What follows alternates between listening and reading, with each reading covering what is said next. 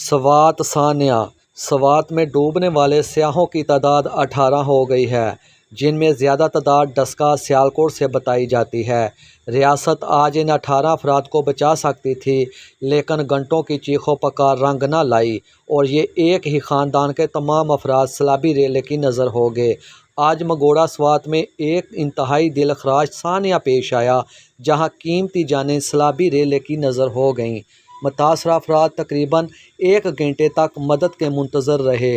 ابتدائی طور پر پانی کی سطح بہت کم تھی اور اگر بروقت ریسکیو آپریشن شروع کیا جاتا، بالخصوص ہیلی کاپٹر کے ذریعے امداد فراہم کی جاتی، تو تمام افراد کو بحفاظت نکالا جا سکتا تھا۔ بدقسمتی سے متعلقہ حکام کی تاخیر اور غفلت کی وجہ سے بروقت مدد نہ پہنچ سکی، جس کے نتیجے میں یہ المناک واقعہ پیش آیا۔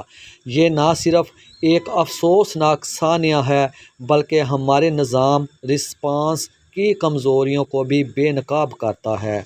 اللہ تعالیٰ مرحومین کی مغفرت فرمائے، لواحقین کو صبر و جمیل عطا کرے اور ہمیں ایسے سانحات سے بچنے کے لیے سنجیدہ اقدامات کی توفیق دے۔